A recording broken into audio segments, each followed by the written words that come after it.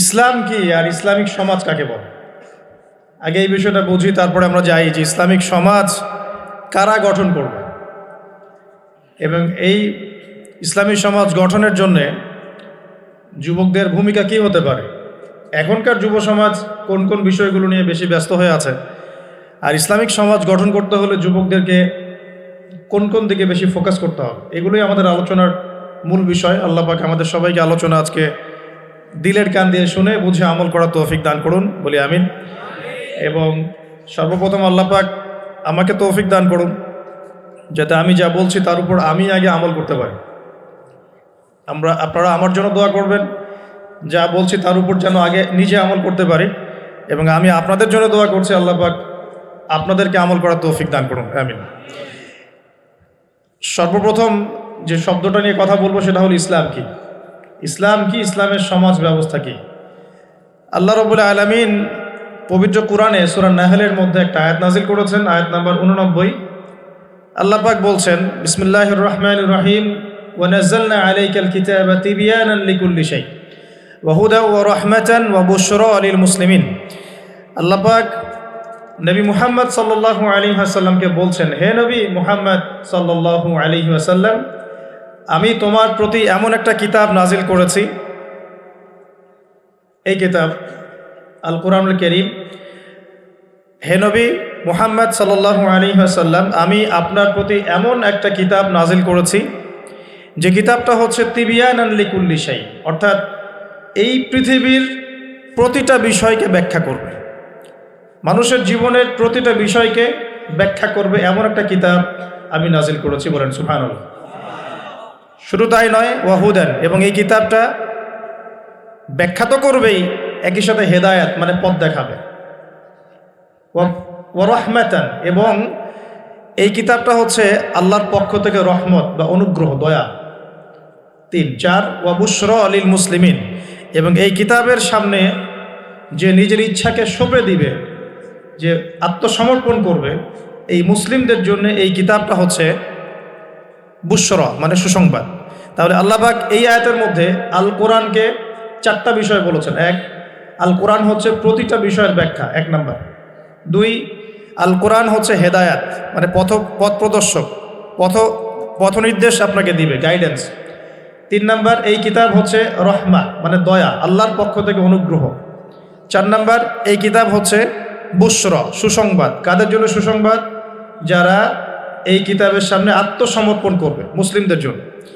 তো এই আয়াত থেকে বুঝতে পারছি যে কোরআনে আল্লাহ পাক এমন কোনো বিষয় নাই যেটা ব্যাখ্যা করেন নাই, এবং কোরআনের প্রাসঙ্গিক ব্যাখ্যা হিসেবে আল্লাহ রাব্বুল আলামিন আবার হাদিস নাজিল করেছেন, যেটাকে আমরা সুন্নাহ বলি। এর দলিল কোথায়? সূরা হাশর আয়াত নাম্বার 7। কত নম্বর আয়াত? সূরা হাশর 7 নম্বর আয়াত। আল্লাহ পাক বলছেন, ওয়া মা আতাকুমুর রাসূলু ফাখুযুহু, রাসূল সাল্লাল্লাহু আলাইহি ওয়াসাল্লাম যা যা দেন নিয়ে নাও।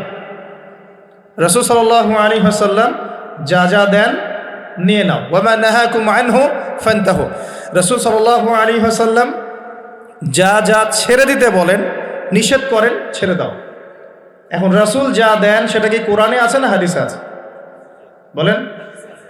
আচ্ছা, রাসূল যা থেকে নিষেধ করেন সেগুলো কি কোরআনে আছে না হাদিসে আছে? মনে করেন আমরা বললাম ঈশার নামাজ কয় রাকাত? ফরজ নামাজ 4 রাকাত। আর 4 রাকাত নামাজের মধ্যে মোট কতগুলো সেজদা হবে?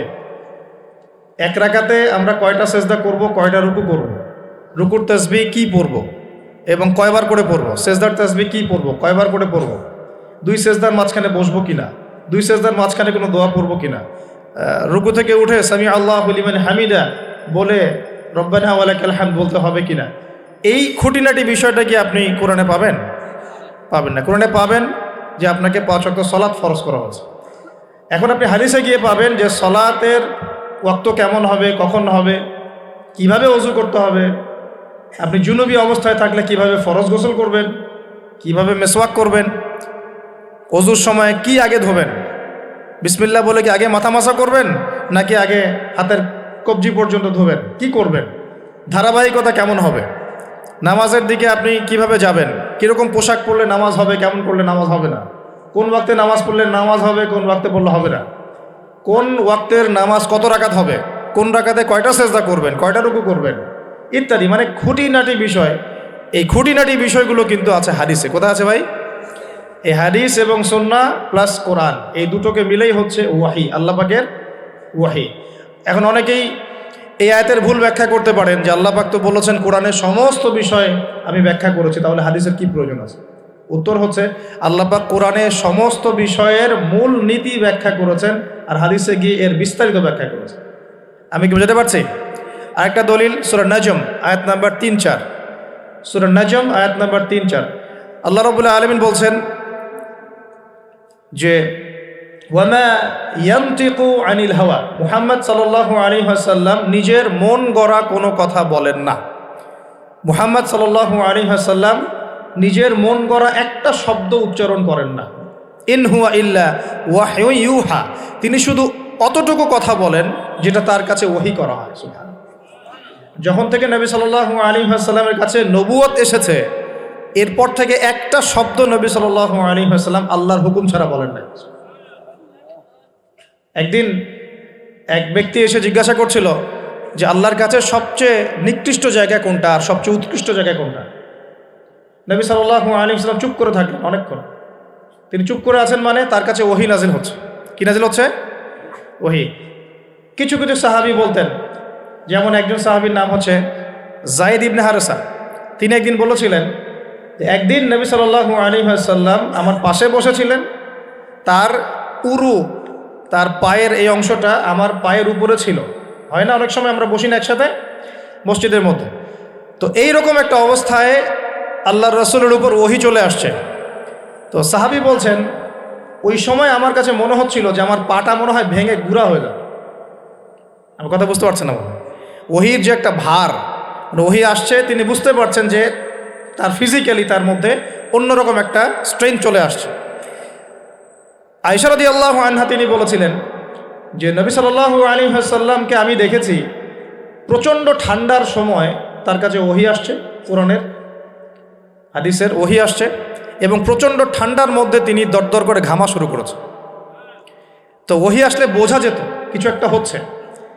তো নবী সাল্লাল্লাহু আলাইহি ওয়াসাল্লাম নবী হওয়ার পরে একটা শব্দ আল্লাহর ওহী ছাড়া কাউকে বলেন নাই। এটা হচ্ছে ইসলামের একটা প্রামাণ্যতা, মানে ইসলাম যে এতই নিখুঁত, এতই নিপুণ, এখানে যার্রা পরিমাণ বাতিল ঢোকার কোনো সুযোগ নাই। তো এই ব্যক্তি জিজ্ঞাসা করছিলেন আল্লাহর কাছে সবচেয়ে উৎকৃষ্ট জায়গা কোনটা, নিকৃষ্ট জায়গা কোনটা। নবীজি উত্তর দিচ্ছেন না, চুপ করে আছে। তার মানে ওহী নাজিল হচ্ছে এখন। বেশ কিছুক্ষণ পর তিনি বললেন, শোনো, ওই ব্যক্তি কোথায় যে প্রশ্ন করেছিল? বলা হলো ওই যে, ডেকে নিয়ে আসো। তাকে কাছে ডেকে বলা হচ্ছে, শোনো, আল্লাহর কাছে সবচেয়ে উৎকৃষ্ট জায়গা হচ্ছে মসজিদ। কোন জায়গা ভাই? মসজিদ। আর আল্লাহর কাছে সবচেয়ে নিকৃষ্ট জায়গা হচ্ছে বাজার। কোন জায়গা? বাজার। যেটা আমাদের এখন বেশি বেশি বাজার, ঘন ঘন বাজার। শেষ জামানায় বাজার ঘন ঘন হবে, কিয়ামতের আলামত। বাজার ঘাট হবে খুব ঘন ঘন, বাসার থেকে বের হলেই বাজার। এটা হয় না এখন? তো এত কিছু চোখে দেখার পরেও মানুষকে বোঝাতে হয় যে হাতে সময় কম। আল্লাহ পাকের গজব একটার পর একটা আসতে আছে, দেখতে পারতেছেন না? সামনে যে বড় সড়ো কোনো বন্যা হয় কিনা আল্লাহ ভালো জানে। বলা হচ্ছে যে একটা জলোচ্ছ্বাসের মানে ঝুঁকির মধ্যে আছে বিশ্বের বহু কান্ট্রি। বিশ্বের বহু কান্ট্রি জলোচ্ছ্বাস, বড় একটা জলোচ্ছ্বাসের হুমকির মধ্যে আছে। 20 ফুট থেকে 25 ফুট পানি উঠে যাবে, উঠে উপকূলবর্তী অঞ্চলগুলো ডুবিয়ে দিবে। এটা এখন গবেষকরাই বলছেন, বিজ্ঞানীরা। আর আমরা তো আগেই বলেছি, যখন একটা জনপদের মধ্যে শিরকের পাপ বেশি হয়, কোন পাপ? শিরকের পাপ। শিরক শুধুমাত্র ওই মূর্তি পূজা করাই শিরক নয়, আপনাদেরকে জানাই দিতে চাই, কবর পূজা করাও শিরক। কথা কি বুঝতে পারছেন? আমার কথা কিভাবে নেবেন জানি না, কিন্তু আমাকে তো বলতে হবে। শুধু মূর্তি পূজা করাই শিরক না, কবর সেজদা করাও শিরক। তো যখন শিরকের সয়লাভ হয় একটা এলাকার মধ্যে, একটা জাতির মধ্যে, তখন নূহ আলাইহিস সালামের কওমকে আল্লাহ পাক যেমন প্লাবন দিয়ে ভাসিয়ে দিয়েছিলেন, ওরকম বন্যা জলোচ্ছ্বাস প্লাবন দিয়ে ভাসিয়ে দিবেন আল্লাহ।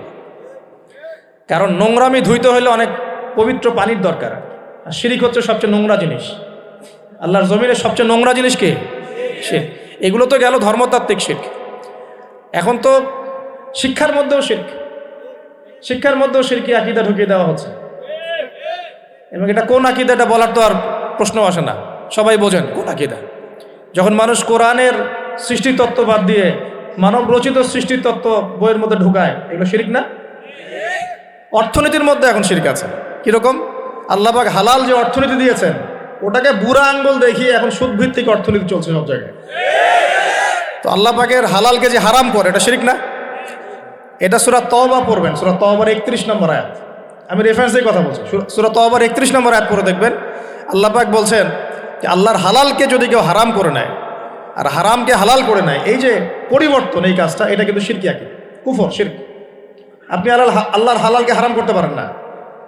আল্লাহ পাক একটা হারাম করেছেন, আপনি হালাল করতে পারবেন না। মানেন না ব্যক্তিগতভাবে, সেটা আলাদা বিষয়, কিন্তু অন্যের উপর ইম্পোজ করতে পারবেন না। মনে করেন আল্লাহ পাক হালাল করেছেন পর্দা, আপনি পর্দা করেন না, বুঝলাম, এটা আপনার ব্যক্তি স্বাধীনতা, কিন্তু আপনি পর্দাকে ব্যঙ্গ করতে পারবেন না। ব্যঙ্গ করলে কুফরি হয়ে যাবে। কথা বোঝাতে পারছি ভাই?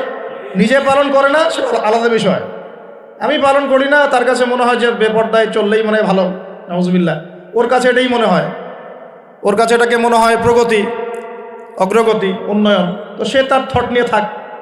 কিন্তু যদি সে বলে যে না, পর্দা সেকেলে প্রথা, এখন চলে না, ওই যুগে চলতো, এটাকে টিটকারি করে, ব্যঙ্গ করে, তাহলে কুফরি করবে, শিরক করবে। মনে করেন মদ আল্লাহ হারাম করেছেন, আর কিছু মানুষ মদ খায়, হারাম মনে করেই খায় বা হালাল মনে করেই খায়, মানে খায় আর কি। তো একজন খায়, সেটা আলাদা আলাদা পাপ। আর কেউ যখন মনে করবে যে না, আল্লাহ পাকের এই হালাল হারামের বিধান আমি মানি না, আল্লাহ পাকের হালাল হারামের বিধান আমি মানি না, তখন হবে শিরক আর কুফর।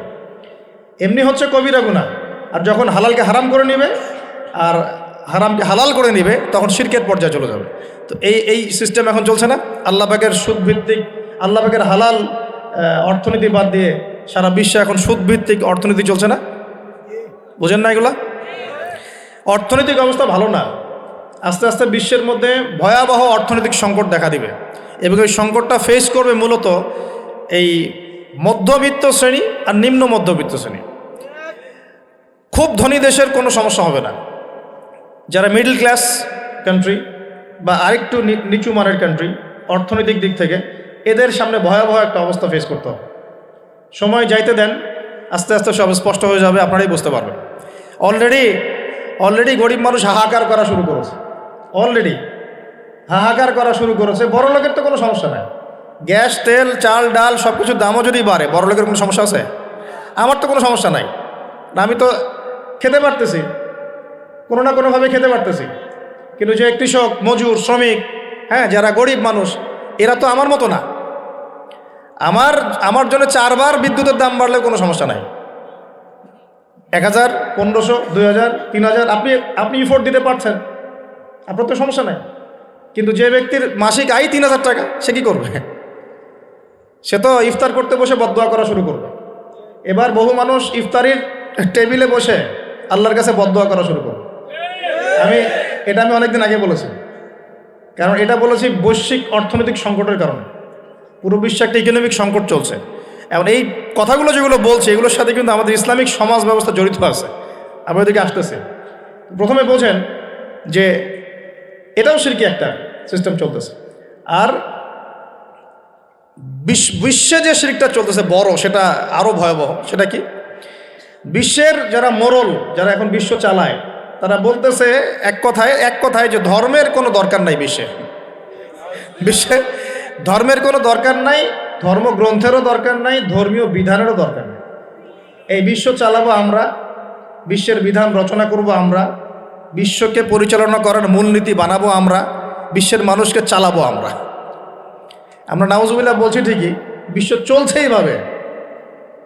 এখানে আল্লাহর আসমানি কিতাব, কোরআন, হাদিস, শরিয়া, ইসলামী সমাজ, এগুলো বুড়া আঙ্গুল চল। কেউ টাইম দেয় না এগুলো, খালি মুখে মুখে বক ধার্মিকতা দেখায়।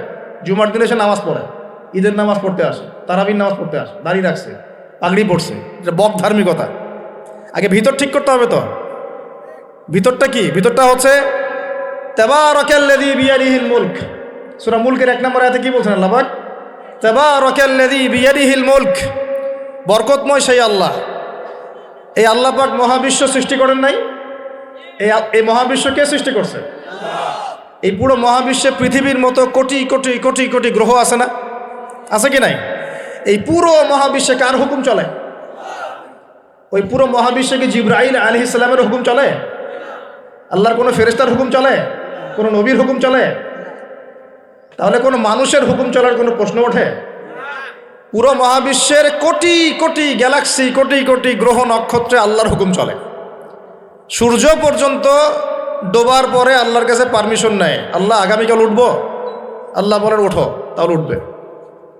একদিন আল্লাহ বলবেন না, ওঠার দরকার নেই, সূর্য তখন উল্টা দিক থেকে উঠবে, পশ্চিম দিক থেকে। ওই দিন কিয়ামত হয়ে যাবে।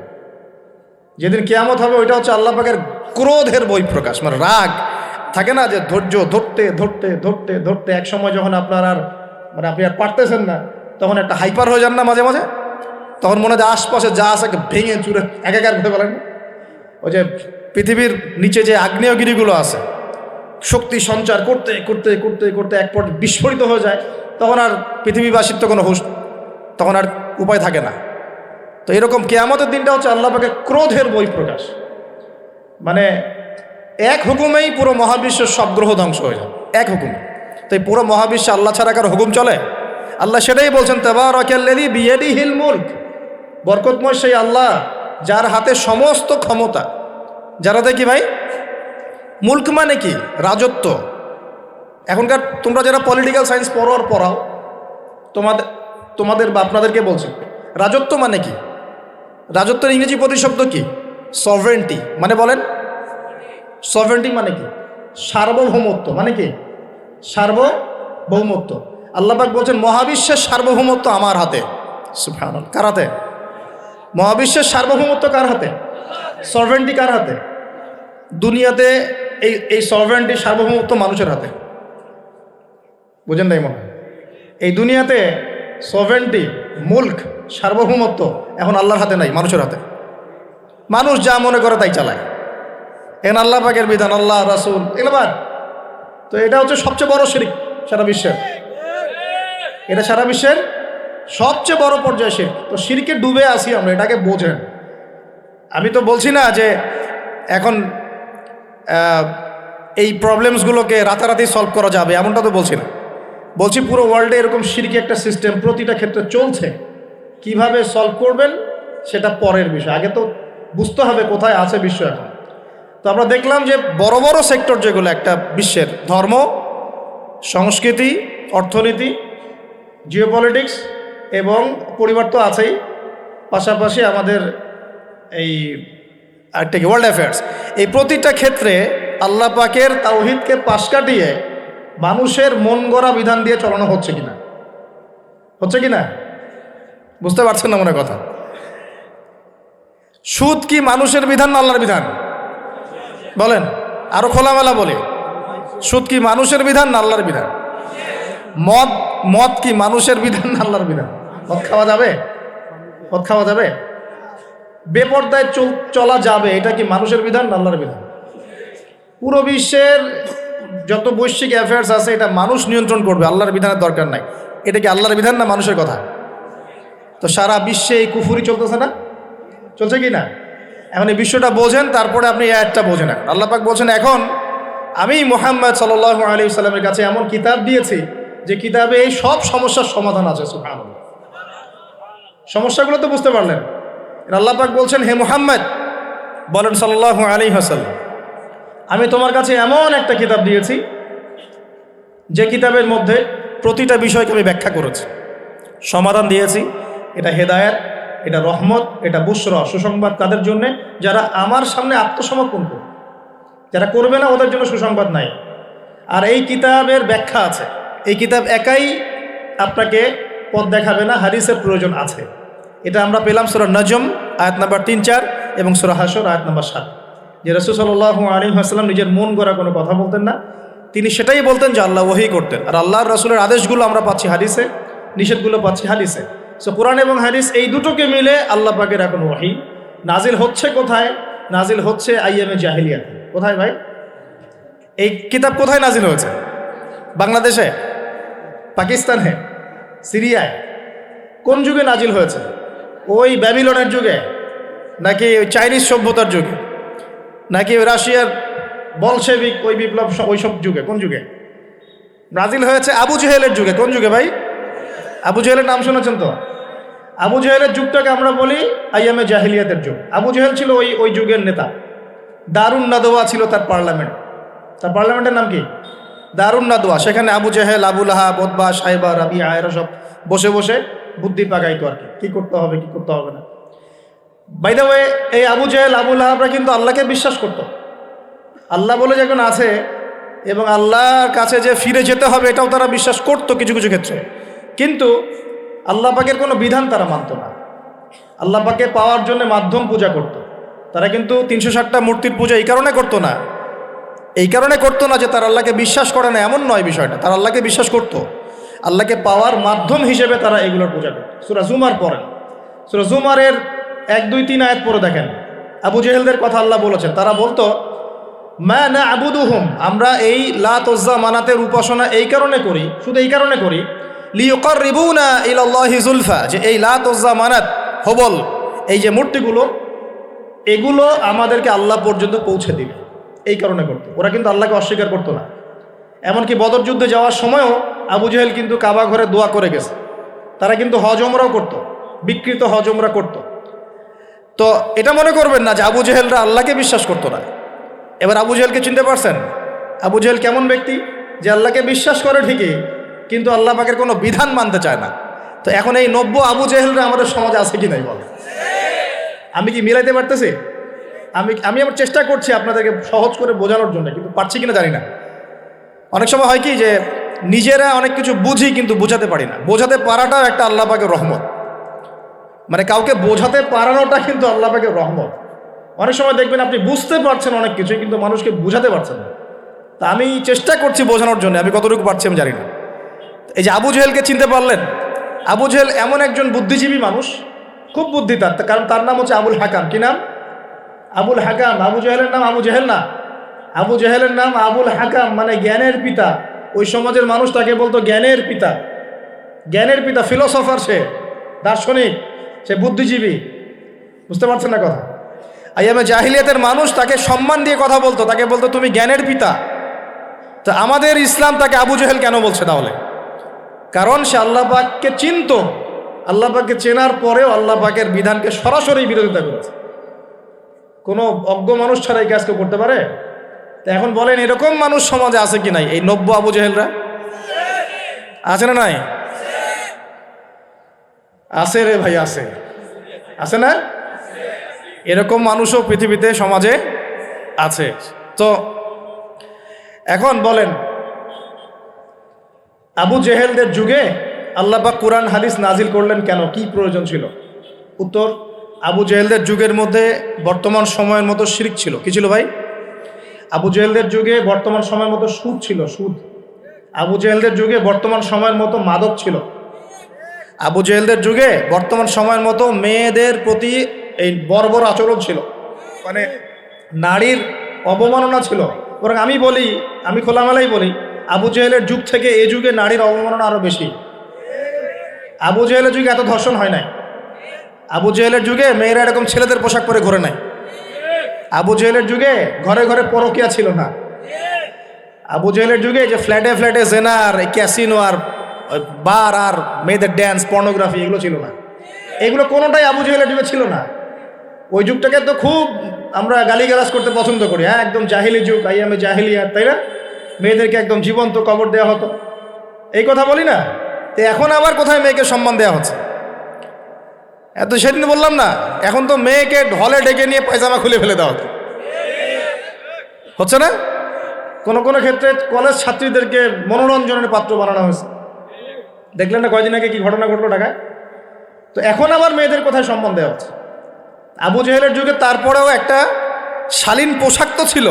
আবু জেহেলের যুগে আপনি বিকিনি সংস্কৃতি পাবেন না। আবু জেহেলের যুগে বিকিনি সংস্কৃতি ছিল না, এখন বিকিনি সংস্কৃতি আছে না? এই যে আপনারা তো লন্ডন করেন খুব, ওখানে কি দেখে আসেন? ওখান থেকে দেখে এসে এখানে কোটি কোটি টাকার বাড়ি বানাচ্ছেন, 3 কোটি। 1 বছর পর ভেঙে আবার নতুন করে করেন, তাই না? এমনও তো কিছু মানুষ আছে আপনাদের সমাজে, আমি জানি। শোনেন, তাব্বাত ইয়াদা আবি লাহাবি ওয়া তাব, সূরাটা পড়েছেন? আবুল আহাবের 2 হাত ধ্বংস হোক। আবুল আহাবের পাপ ছিল অন্য, সে নবী সাল্লাল্লাহু আলাইহি সাল্লামের সাথে কটূক্তি করত, বিরোধিতা করত। কিন্তু আবুল আহাব সম্পর্কে আল্লাহ পাক কি বলছেন? মা আগনা আনহু মালুহু ওয়া মা কাসাব। আবুল আহাবের মাল সম্পদ এবং যা সে অর্জন করেছে এই দুনিয়াতে, এগুলো তাকে জাহান্নামের আগুন থেকে বাঁচাতে পারবে। এই বিশাল প্রপার্টি আপনাকে জাহান্নামের আগুন থেকে বাঁচাতে পারবে না যদি এই প্রপার্টির হক আদায় না করেন। এই রিজিকের হক যদি ঠিকঠাক আদায় না করেন, জাকাত না দেন, দরিদ্রের হক না দেন, মিসকিনের হক না দেন, আত্মীয়র হক না দেন, প্রতিবেশীর হক না দেন, ইসলামের আল্লাহর ফি সাবিলিল্লাহ দান সদকা না করেন, এই বিশাল প্রপার্টি আপনাকে কিয়ামতের মাঠে বাঁচাতে পারবে। মা আগনা আনহু মালুহু ওয়া মা কাসাব সায়াসলা নারান যাতা লাহাবিন ওয়া ইমরাআতুহু হাম্মালাতাল হাতাব ফি জিদিহা হাবলুম মিন মাসাদ। সূরাগুলো পড়বেন। কোরআন তো শুধুমাত্র তাবিজ করার জন্য কোরআন নাজিল করা হয়নি। তাবিজ করার জন্য কোরআন নাজিল করা হয়েছে নাকি? কোরআনের আয়াত ছিঁড়ে ছিঁড়ে এখন মাদুরের মধ্যে ঢুকিয়ে গলায় ঝুলে রাখার জন্য কোরআন নাজিল হয়েছে? বলেন তো। কোরআনের আয়াত একটা ছিঁড়ে এভাবে আমি র্যাপিং করে গলার মধ্যে ঢুকায় রেখে দিলাম, বাস কোরআনের হক আদায় হয়ে গেল। ডক্টর আপনাকে একটা প্রেসক্রিপশন দিয়েছেন, মনে করেন তোমার কোভিড হয়েছে, তোমাকে এখন এই প্রেসক্রিপশন অনুযায়ী চলতে হবে। আর প্রেসক্রিপশনটা আমি যদি এমন একটা ভাঁজ করি, ভাঁজ করে সুন্দর করে মাদুরির মধ্যে ঢুকায়, ওষুধ খাওয়ার দরকার নাই, ভাঁজ করে ঢুকায় বাস রেখে দিলাম, রোগ ভালো হবে না? রোগ ভালো হবে? আমরা কোরআন কিনে এই কাজ করি, আমরা কোরআন কিনে কেউ কেউ এই কাজ করি, সবাই না, কেউ কেউ। কোরআন শেফা মানে কি? কোরআন আপনার রুহের শেফা এবং দেহের শেফা। কখন? যখন কোরআন বুঝে আমল করবেন তখন। কোরআন পড়ে বুঝে যখন আমল করবেন তখন কোরআন শেফা এবং রহমত বুশরা। আল্লাহ পাক আমাদেরকে বোঝার তৌফিক দান করে নেন। তবে হ্যাঁ, কোরআনের আয়াত থেকে ঝাড়ফুঁক করা যায়, ঝাড়ফুঁক করা যেতে পারে, পানি পড়া খাওয়া যেতে পারে এবং এই পানি দিয়ে গোসলও করা যেতে পারে ইত্যাদি। কিন্তু আপনি তো ছিঁড়ে ছিঁড়ে ছিঁড়ে ছিঁড়ে খালি গলায়, পায়ে, হাতে ঝুলে রাখতে পারেন না। আল্লাহ পাক আমাদেরকে বোঝার তৌফিক দান। প্রিয় ভাইয়েরা, এখন এতটুকু তো বুঝতে পারলাম যে কোরআন কোন সময় নাজিল হয়েছে। তাহলে ভাই কার যুগে? আবু জাহেলের যুগে। আবু জাহেলের যুগে কী কী ছিল? এখনকার মতো শিরক ছিল, এখনকার মতো সুদ ছিল, এখনকার মতো মাদক ছিল, এখনকার মতো মেয়েদের অবমাননা ছিল, আরও একটা ছিল এখনকার মতো যে গোত্রীয় হানাহানি। দেখেন না এখন হানাহানি, মারামারি, রাহাজানি বিশ্বে বিশ্বে, দেশে দেশে, দলে দলে, এই পলিটিক্যাল দল ওই পলিটিক্যাল দলে, আবার এই ধর্মীয় দল এই ধর্মীয় দলে, এই যে হানাহানি, গোত্রীয় হানাহানি, এই হানাহানি ছিল আইয়ামে জাহিলিয়াতের একটা বড় নিদর্শন। তো এরকম একটা সমাজে আল্লাহ পাক কোরআন এবং হাদিস নাজিল করলেন কেন? ইসলামী সমাজ গঠন করার জন্য, যেটা আপনি টপিক দিয়েছেন। এখন ইসলাম কি আর সমাজ কি? ইসলাম হচ্ছে এক কথায় আল্লাহর সামনে আত্মসমর্পণ করা। আল্লাহর সামনে আত্মসমর্পণ মানে কি? আল্লাহ কি আমার সামনে দাঁড়িয়ে আছেন? আল্লাহ পাকে আমার সামনে দাঁড়িয়ে আছেন, আমি কি পায়ে সেজদা করব? আল্লাহর সামনে আত্মসমর্পণ মানে কি? আল্লাহ পাককে চোখে দেখা যায়? আল্লাহ রাব্বুল আলামিনকে দুনিয়ার কোনো চোখ দেখতে পারবে না, সুবহানাল্লাহ। হ্যাঁ, জান্নাতে যারা যাবে তারা আল্লাহকে দেখতে পারবে। আর ইনশাআল্লাহ আমরা আশা করি আমরা সেই কাতারভুক্ত হব ইনশাআল্লাহ। একদিন না একদিন আমরা আল্লাহকে দেখবো ইনশাআল্লাহ। নবীজিকে আয়েশা রাদিয়াল্লাহু আনহা বলছিলেন, আল্লাহ পাককে কিভাবে দেখবে মানুষ ইয়া রাসূলুল্লাহ সাল্লাল্লাহু আলাইহি ওয়াসাল্লাম? তিনি বলছেন যে তোমরা পূর্ণিমার চাঁদ দেখতে তোমাদের কোনো অসুবিধা হয়? তখন সাহাবীরা বলছেন, না, পূর্ণিমার চাঁদ তো আমরা জাজল্যমান দেখতে পারি। ঠিক এভাবেই তোমরা আল্লাহকে দেখবে ইনশাআল্লাহ। এটা হবে জান্নাতের সবচেয়ে বড় নিয়ামত। জান্নাতের সবচেয়ে বড় নিয়ামত হচ্ছে আল্লাহর দর্শন, দিদার। তো এই দুনিয়ার চোখ আল্লাহকে দেখবে না, তাহলে আল্লাহ পাক কিভাবে আমাদের সাথে যোগাযোগ করবেন? আল্লাহ পাক এই দুনিয়ার মধ্যে কিছু মানুষকে বাছাই করবেন নবুয়ত দেওয়ার জন্য। কি দেওয়ার জন্যে? নবুয়ত। যে মানুষদের সাথে আল্লাহ পাক যোগাযোগ করবেন আল্লাহর ওহির মধ্য দিয়ে। কিসের মাধ্যমে? ওহিটাকে সরাসরি নেমে আসবে না, কেউ নিয়ে আসবে। এখন কেউ নিয়ে আসবে, কে নিয়ে আসবে? তার নাম হচ্ছে জিবরাইল আলাইহিস সালাম। কি নাম? আল্লাহ রব্বুল আলামিন জিবরাইল আলাইহিস সালামের মাধ্যমে কোরআন সুন্নাহর এই ওহী সর্বশেষ নবী মুহাম্মদ সাল্লাল্লাহু আলাইহি ওয়াসাল্লামের কলবে ওহী করেছেন। খুশি হন নাই? কোন যুগে ওহী করেছেন? আবু জেহেলের যুগে। কোন যুগে? যে যুগটার সাথে আমাদের যুগের মিল আছে। আচ্ছা, এখন আল্লাহ পাক বলেছেন এর সামনে তোমরা মাথা নত করো। মাথা নত মানে কি? জাস্ট মাথাটা নত করে দেওয়া? মাথা নত মানে নিজের ইচ্ছাকে সঁপে দাও, নিজের ইচ্ছাকে সঁপে দাও। মন চাচ্ছে আমি নামাজ পড়বো না, আল্লাহ বলছেন পড়তে হবে, এর নাম সঁপে দেওয়া। মন চাচ্ছে আমি একটু মদ খাই, আল্লাহ বলেছেন খাওয়া যাবে না, হারাম, এর নাম সঁপে দেওয়া। মন চাচ্ছে একটা মেয়ের সাথে একটু কি করি, ডেটিং করি, একটা মেয়েকে নিয়ে ফুর্তি করি, আল্লাহ বলছেন জেনা করা যাবে না, এর নাম সঁপে দেওয়া। মন চাচ্ছে ভরপেট খাই রমজান মাসে, আল্লাহ বলছেন না, রমজান মাসে খাওয়া যাবে না, রোজা রেখে, এর নাম সঁপে দেওয়া। মন চাচ্ছে সম্পদের পাহাড় গর্ব, কাউকে কিছু দিব না, আল্লাহ বলছেন না, নেশাব হয়ে গেলে জাকাত দেওয়া লাগবে, এটা হলো সঁপে দেওয়া। সঁপে দেওয়া মানে কি? আল্লাহ পাকের বিধিবিধানের সামনে নিজের ইচ্ছাকে আত্মসমর্পণ কর, যে আল্লাহ যা বলেছেন আমি তাই করব, যা ছেড়ে দিতে বলেছেন ছেড়ে দিব, দ্যাটস অল। এর নাম ইসলাম। ইসলাম হলো এই বিষয়টার নাম, নিজের ইচ্ছাটাকে আল্লাহ পাকের বিধানের সামনে আত্মসমর্পণ করে দাও। আমরা অনেকেই বলি ইসলাম মানে কি? শান্তি। এই যে শান্তি, এই শান্তি ব্যাখ্যা দিয়ে দিয়ে কি করা হয়েছে জানেন? ওই যে বদর, উহুদ, খন্দক, খায়বার, হুনাইন, মুতা, এইসব ইতিহাসগুলোকে সরিয়ে দেওয়া হয়েছে। ইসলাম মানে তো শান্তি। ইসলাম শান্তির সাথে আবার এইসবের কি সম্পর্ক? শান্তির সাথে মোতার যুদ্ধের কি সম্পর্ক? যুক্তি দিচ্ছে, শান্তির সাথে বদর যুদ্ধের আদর্শের কি সম্পর্ক? ইসলাম মানে তো শান্তি। ইসলাম মানে শান্তি কখন? ইসলাম মানে হলো আত্মসমর্পণ। যখন একজন মানুষ নিজের ইচ্ছাকে আল্লাহর সামনে সঁপে দিবে, এর মধ্য দিয়ে সে শান্তি অর্জন করবে ইনশাআল্লাহ।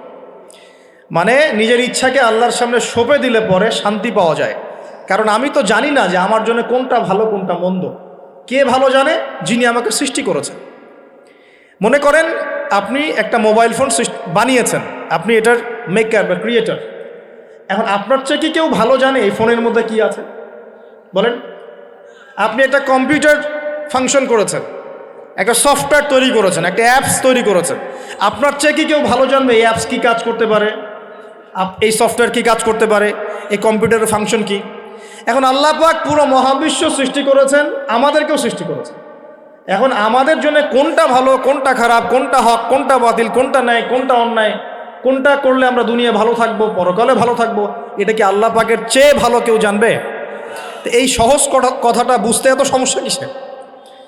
যদি আল্লাহ বলে কেউ থেকে থাকেন, তাহলে তিনি যদি আমাকে সৃষ্টি করে থাকেন, তাহলে তিনি তো ভালো বুঝবেন আমার জন্য কোনটা ভালো কোনটা খারাপ। এখন তিনি যেগুলো ভালো বলেছেন সেগুলো কোরআনে নাজিল করেছেন, যেগুলো খারাপ বলেছেন সেগুলোও কোরআনে নাজিল করেছেন। তিনি তার রাসূলের মাধ্যমে আমাদেরকে জানিয়েছেন কোন কোন বিষয়গুলো ভালো আর কোন কোনগুলো খারাপ। এখন এগুলো যখন প্রমাণ হয়ে যাবে, মেনে নিতে কোনো সমস্যা, মানতে কোনো আপত্তি আছে ভাই? এই মেনে নেওয়ার নাম হলো ইসলাম। মেনে নেওয়ার নাম কি ভাই? ইসলাম। এখন দ্বিতীয় প্রশ্ন হচ্ছে, ইসলাম কি পরিপূর্ণ না অসম্পূর্ণ? উত্তর হচ্ছে আল্লাহ পাক সূরা মাঈদার 3 নম্বর আয়াতে বলছেন। কত নম্বর আয়াত? সূরা মাঈদার 3 নম্বর আয়াতে আল্লাহ পাক বলছেন যে আল ইয়াউমা আকমালতু লাকুম দীনাকুম, আজকে আমি দ্বীন ইসলামকে একদম পরিপূর্ণ করে দিলাম। ওয়া আতমামতু আলাইকুম নি'মাতি, তোমাদের উপর আমার নিয়ামতকে পূর্ণতা দিলাম। ওয়া রাদিতু লাকুমুল ইসলাম দীনান, তোমাদের উপরে দ্বীন ইসলামকে মনোনীত করে আমি আল্লাহ সন্তুষ্ট হয়ে গেলাম। তাহলে এই আয়াত থেকে কি বোঝা গেল? ইসলাম পরিপূর্ণ না অসম্পূর্ণ? এন্ড পরিপূর্ণ মানে আমরা কি বুঝি? কিছু অংশ আছে কিছু নাই, কিছু কিছু হেদায়েত আছে কিছু কিছু নাই, কিছু কিছু বিষয়ের সমাধান আছে কিছু কিছু নাই, নাকি জগতের সমস্ত বিষয়ের সমাধান আছে? এই কথাটাই আগে হজম করতে হবে যে কোরআন সুন্নাহ ভিত্তিক এই ইসলামের মধ্যে পৃথিবীর সমস্ত সমস্যার সমাধান আছে। এর সামনে আত্মসমর্পণ করলে পরে আপনি হবেন মুসলিম, তার আগে হবেন না। আমার কথা কি বোঝাতে পারছি? এরপরে আপনি মুসলিম হবেন। এখন যদি কেউ অস্বীকার করে সে কি হবে? যদি কেউ পুরোপুরি অস্বীকার করে, না কোরআন সুন্নাহ সব কিছু নাই, আমি মানি না, তাহলে হবে সে কাফের। কি হবে? কাফের। কেউ যদি এগুলোর সাথে আল্লাহকে অংশীদার সাব্যস্ত করে সে কি হবে? সে হবে মুশরিক। কেউ যদি বলে আমি, বলে না, মনে মনে অস্বীকার করে কিন্তু মুখে মুখে বলে হ্যাঁ মানি, এমন মানুষ নাই? মুখে মুখে বলে হ্যাঁ মানি মানি মানি সবই মানি, আর মনে মনে অস্বীকার করে, ইসলামের বিরুদ্ধে কাজ করে ভিতরে ভিতরে। এই মানুষগুলোকে কি বলা হয়? মুনাফিক। আর এক শ্রেণী আছে যারা স্বীকার করে নেয় যে হ্যাঁ এগুলোই ঠিক, কিন্তু চলতে পথে, আল্লাহর পথে চলতে গিয়ে কবিরা গুনায় লিপ্ত হয়, তখন এদেরকে আমরা বলি ফাসেক বা জালেম। আমার কথা কি বুঝতে পারছেন? 5টা শ্রেণীর মানুষ আপনাকে দেখাই দিলাম ইসলাম কেন্দ্রিক। কেউ শিরিক করে হচ্ছে মুশরিক, কেউ অস্বীকার করে হচ্ছে কাফের, কেউ মুখে স্বীকার করছে মনে স্বীকার করছে না, হচ্ছে মুনাফিক, কেউ স্বীকার করে পথ চলতে গিয়ে কবিরা গুনাহ করছে, কবিরা গুনাহ, তখন সে জালেম হচ্ছে বা ফাসেক হচ্ছে। আর কেউ পরিপূর্ণরূপে আত্মসমর্পণ করে আমলে প্রমাণ করে সে মুমিন মুসলিম হচ্ছে। আল্লাহ পাক আমাদেরকে এই মুমিন মুসলিম হওয়ার তৌফিক দান করুন। এখন এই হলো ইসলাম। ইসলামী সমাজ কি? ইসলাম কি শুধু ব্যক্তি জীবনে পালন করারই ধর্ম বা জীবন, আচ্ছা ধর্ম না জীবন ব্যবস্থা, এটাও তো জানতে হবে নাকি? ধর্ম আর জীবন ব্যবস্থার মধ্যে পার্থক্য কি? আল্লাহ পাক ইসলামকে কি বলেছেন? দিন আল ইসলাম। দিন কি বলেছেন? দিন। দিন শব্দটা কি? আল্লাহ পাক বলছেন ইন্না দীনা ইনদাল্লাহিল ইসলাম। সূরা আলে ইমরান আয়াত নাম্বার 19। সূরা আলে ইমরান আয়াত নাম্বার 19 আল্লাহ পাক বলছেন ইন্না দীনা ইনদাল্লাহিল ইসলাম। আল্লাহর কাছে ইসলাম কি? একমাত্র দিন। আরবি শব্দটা বলেন দিন। কবরে প্রশ্ন কি করা হবে? মা দিনুকা, মা দিনুকা। প্রথমে মান রব্বুক, তারপরে মা দিনুকা। তাহলে ধর্ম বা ইসলাম এটাকে কি শব্দে ব্যবহার করা হচ্ছে কোরআনে? দিন। এই দিন শব্দের মানে কি আমি আপনাকে শর্ট করে বুঝাই দিচ্ছি। কোরআনে দিন শব্দ আসছে দুই রকম। কয় রকম?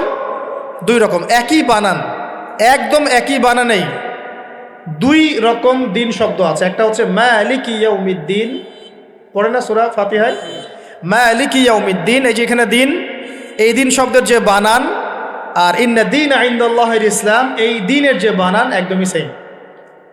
আবার আমপারা অন্য সূরা আছে ওয়ামা আদরাকা মা ইয়াউমুদ্দিন সুম্মা মা আদরাকা মা ইয়াউমুদ্দিন। এই যে দিন শব্দ, এগুলোর বানান কিন্তু সেম। পার্থক্য কোথায়? এই দিনের দুটো অর্থ হয়। কয়টা অর্থ ভাই? একটা অর্থ হচ্ছে মালিকি ইয়াউমিদ্দিন বলতে আল্লাহ পাক বোঝান কিয়ামত দিবস। কিয়ামত দিবস মানে যেদিন আমাদের বিচার করা হবে, এই দিবসটাকে বোঝাতে আল্লাহ পাক দিন শব্দ ইউজ করেছেন। আবার এই রিলিজিয়ন ইসলামকে বোঝাতেও দিন শব্দ ইউজ করেছেন। এখানে দিন শব্দ হলো জীবন ব্যবস্থা। জীবন কি ভাই? ব্যবস্থা। এখন জীবন ব্যবস্থা মানে কি? জীবন ব্যবস্থা মানে কি যে জীবনের কিছু অংশের হেদায়েত পাওয়া যাচ্ছে, বাকি অংশে পাওয়া যাচ্ছে না, বিষয়টা কি এমন? নাকি জীবন ব্যবস্থা মানে জীবনের প্রতিটা ক্ষেত্রের সমাধান আছে এমন? বলেন, উত্তর দেন। আল্লাহ পাক বলছেন ওয়ামা ইয়াবতাগি গায়রাল ইসলামি দীনান ফালা ইউকবালা মিন। কেউ যদি ইসলাম ছাড়া অন্য কোনো জীবন ব্যবস্থা তালাশ করে তার কাছ থেকে কিছুই কবুল করা হবে না। আল্লাহ আবার বলছেন যে আল-ইয়াওমা আকমালতু লাকুম দীনাকুম, এই দিনটাকে আমি কামিল করেছি, পরিপূর্ণ করেছি। আল্লাহ পাক নিজেই বলছেন এই দিন আমার কাছে গ্রহণযোগ্য। আল্লাহ নিজেই বলছেন এই দিনটাকে আমি কামেল করেছি, পরিপূর্ণ করেছি। আল্লাহ নিজেই বলছেন এই দিন বাদ দিয়ে অন্য দিন কবুল হবে না। তাহলে এই দিন কি অসম্পূর্ণ থাকতে পারে? নিঃসন্দেহে এটা পরিপূর্ণ। অ্যান্ড পরিপূর্ণ মানে কি? ওই যে প্রথমে একটা আয়াত তেলাওয়াত করেছিলাম সূরা নাহল আয়াত নাম্বার 89, আল্লাহ বলেছেন তিবিয়ানান লিকুল্লি শাই। কোরআন সুন্নাহয় আমি সব ব্যাখ্যা করেছি। আরও একটা দলিল দিয়ে দিই, সূরা কাহফ আয়াত নাম্বার 54। কত নম্বর আয়াত ভাই? এগুলো বাসায় গিয়ে চেক করে দেখেন, বাসায় গিয়ে একটু পড়াশোনা করেন, না হলে শুধু শুনবেন এক কান দিয়ে বেরো যাওয়ার কেন। আর রেফারেন্স চেক করে যদি দেখেন সব ঠিক আছে, তখন মেনে নেওয়ার চেষ্টা করেন। আমি আগে বলছি না যে মানার দরকার আছে, আমি এখন বলছি মানার দরকার নাই। বাসায় গিয়ে আগে চেক করবেন, যদি দেখেন হ্যাঁ সব কথা ঠিক আছে, তারপরে মানার চেষ্টা করেন। আল্লাহ পাক তৌফিক দান করুন।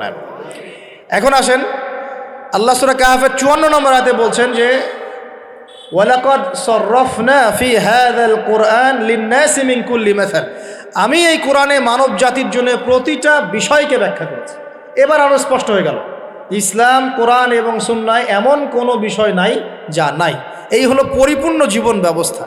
জীবন ব্যবস্থার কয়টা দিক থাকে? সহজ করে বলছি 6টা দিক। কয়টা দিক? জীবন ব্যবস্থা মানে আপনার ধর্মীয় জীবন আছে। ধর্মীয় জীবন কি একটু বোঝেন এখানে? ধর্মীয় জীবন মানে এখানে আপনি নামাজ, রোজা, হজ, যাকাত, তাসবিহ, তাহলিল, জিকির, আজগার এই কাজগুলো করেন। এগুলো আপনার ধর্মীয় কাজ, ঠিক আছে? আচ্ছা, একটা জীবন হলো আপনার পারিবারিক জীবন। পারিবারিক জীবনে আপনার বিয়ে শাদী, সন্তান প্রতিপালন, স্ত্রীদের হক আদায়, মা বাবা, ভাই বোন ইত্যাদি, এই যে পুরো একটা পরিবার বর্ণ, এই যে সিলাতুর রাহিম, আত্মীয়তার রক্তের সম্পর্ক, এটা আপনি রক্ষা করেন। এটা হলো আপনার পারিবারিক লাইফ। 2 নাম্বার। 3 নাম্বার হচ্ছে আপনার একটা সাংস্কৃতিক জীবন আছে, মানে আপনি কি সংস্কৃতি ফলো করবেন, কোন কালচার ফলো করবেন, এটা একটা জীবন আছে।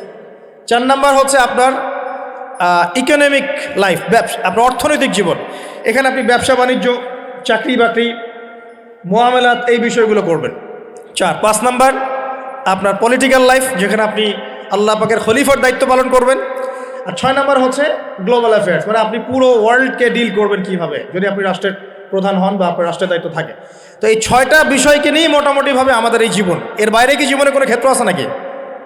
বলে বুঝেন নাই মনে হয়। ধর্ম আমাদের জীবন না, অর্থনীতি আমাদের জীবন না, পরিবার আমাদের জীবন না, আমাদের সংস্কৃতি, আমাদের রাজনীতি, সমাজ এবং বিশ্ব, এর বাইরে কিছু আছে নাকি? এই হলো দুনিয়া। এর বাইরে পরকাল আছে। এর বাইরে কি? পরকাল। ওই পরকালে তো মুক্তির জন্যই কোরআন সুন্নাহ এবং ইসলাম নাকি? এটা তো আমাদের গন্তব্য। দুনিয়ার প্রতিটা সমাধানও ইসলামে পাচ্ছি। এখন তাহলে বুঝতে পারলাম ইসলামী সমাজ মানে কি। ইসলামী সমাজ মানে যে সমাজে শুধুমাত্র কোরআন এবং সুন্নাহ চলে, অন্য কিছু চলে না। কথা কি ক্লিয়ার হচ্ছে না? বুঝাতে পারছি না? আচ্ছা, একটু নড়াচড়া কম করেন। আমরা খুব লম্বা আলোচনা করবো না ইনশাল্লাহ, একটু ধৈর্য ধরেন। সমাজ ব্যবস্থা বুঝাতে পারলাম কি ভাই? সমাজ ব্যবস্থা কি? ইসলামী সমাজ ব্যবস্থা কি? মানে যে সমাজের মধ্যে আল্লাহর ওহী, কোরআন এবং সুন্নাহ, আল্লাহ পাকের বিধান চলে, বাইরে কিছু চলে না। এর বাইরে কি চলতে পারে? এর বাইরে যদি এমন কিছু চলে, লিসেন ভেরি কেয়ারফুলি, এর বাইরে যদি এমন কিছু চলে যেটার সাথে কোরআন সুন্নাহর সংঘর্ষ হচ্ছে, তাহলে সেটাকে ধরে একদম ছুঁড়ে ফেলে দিতে হবে। কথা বুঝতে পারছেন? সমাজে ইসলামী সমাজ আমরা বুঝলাম যে ইসলামী সমাজ মানে যেখানে কোরআন সুন্নাহ ভিত্তিক, আল্লাহ পাকের ওহীর ভিত্তিক সমাজ চলে। এখন এই সমাজে যদি কোরআন সুন্নাহর সাথে সাংঘর্ষিক কিছু চলে, এটাকে ধরে তুলে ছুঁড়ে ফেলে দিতে হবে। এর নাম ইসলাম। এর সাথে আমরা আপোষ করতে পারবো না। আর যদি দেখা যায় সমাজে কিছু জিনিস চলছে যেগুলোর সাথে ইসলামের সাংঘর্ষিকতা নাই, গান বাজনা সাংঘর্ষিকতা নাই, হ্যাঁ, গান বাজনার সাথে সাংঘর্ষিকতা নাই, বোঝাচ্ছি আমি মূলনীতি বলে সহজ করছি, উদাহরণ তো দিব ইনশাআল্লাহ। সমাজে এমন কিছু চলছে যেগুলোর সাথে ইসলামের সাংঘর্ষিকতা নাই, সেগুলো আমরা গ্রহণ করতে পারবো, কোনো সমস্যা নাই। পারবো কি না? মনে করেন একটা সমাজের মানুষ, ট্রেডিশন আছে, এরা মেহমানদেরকে খুব আপ্যায়ন করায়, এমন আছে না অনেক সমাজ? আছে কি নাই? এই কাজটা কি কোরআন সুন্নাহর সাথে সাংঘর্ষিক? তাহলে আমরা সমাজের অংশটা রাখবো। কেন রাখবো না? রাখবো না। একটা সমাজে আমরা দেখলাম যে মেয়েরা মাশাআল্লাহ পর্দা তো করেই, পাশাপাশি যখন তারা তাদের গৃহস্থলী কাজগুলো করে, তখনও দেখা যায় যে একটা শালীন পোশাক পরে বাসায় কাজকর্ম করছে। এটা ওদের কালচার। আমরা এই কালচারটা রাখতে পারবো না।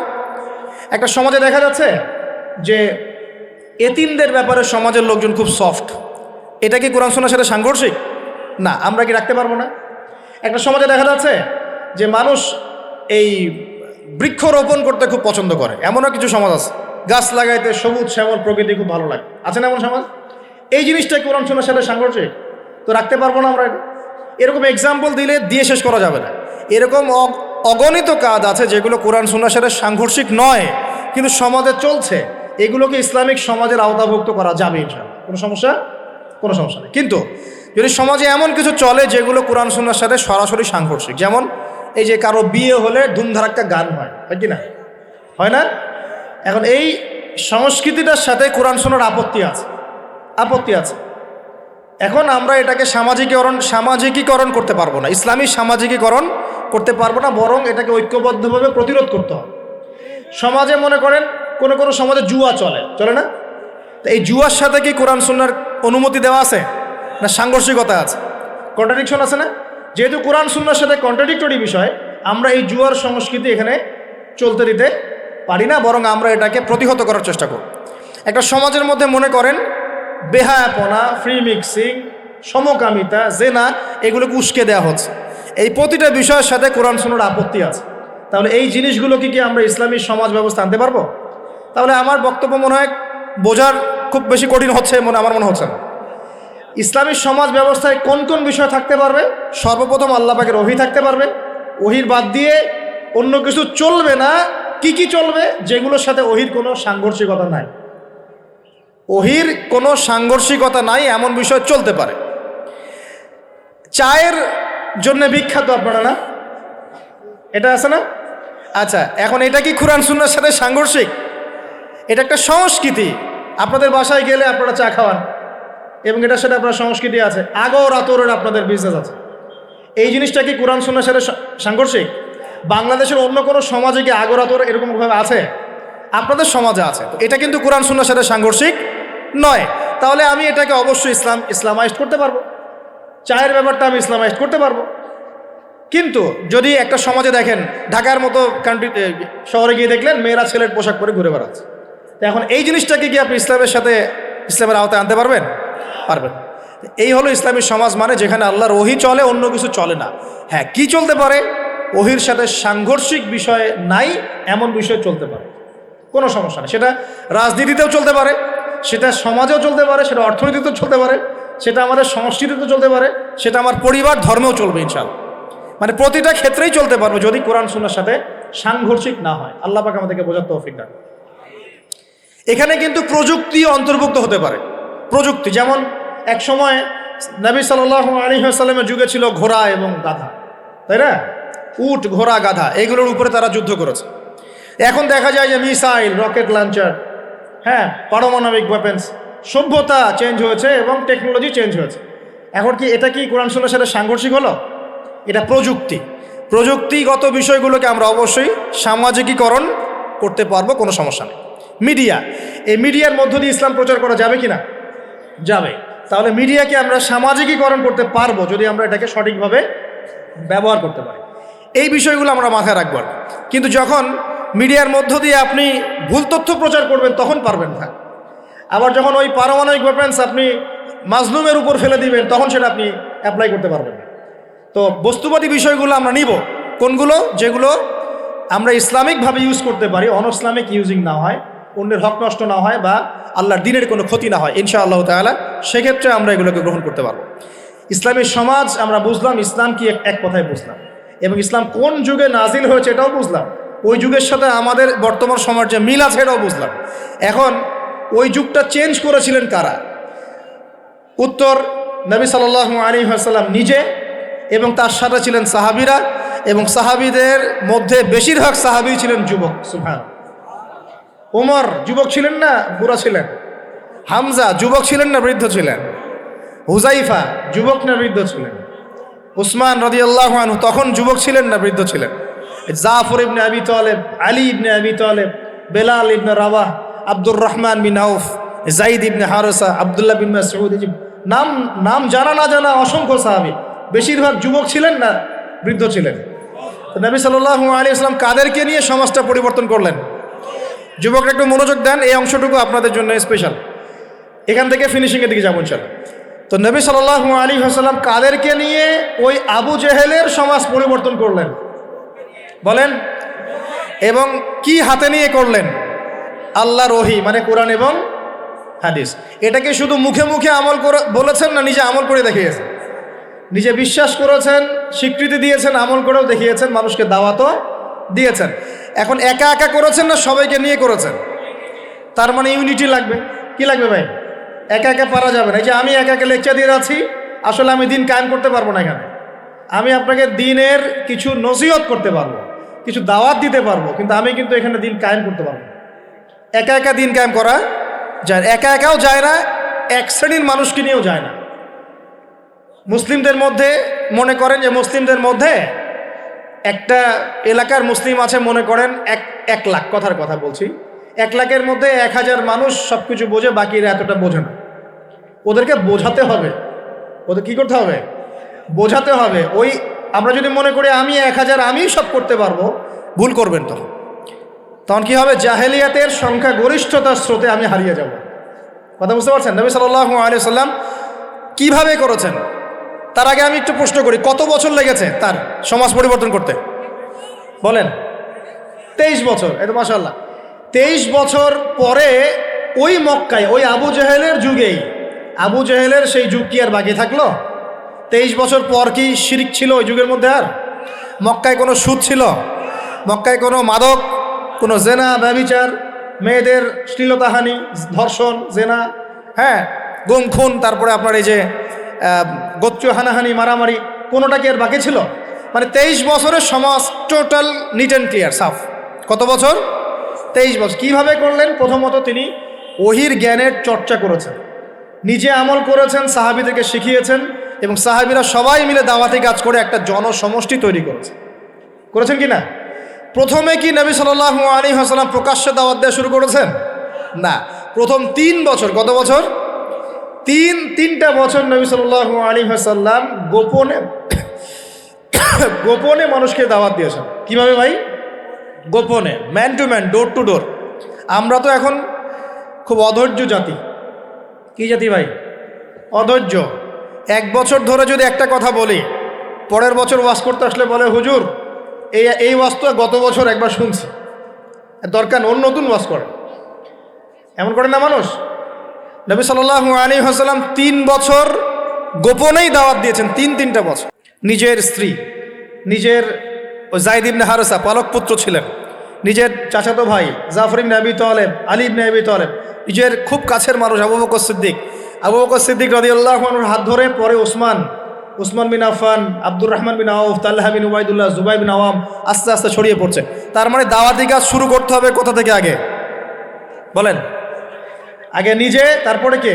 নিজের কাছের মানুষ, নিজের পরিবার, নিজের বংশ, নিজের আত্মীয়। এই দাওয়াতি কাজ কি আমাদের করা শেষ?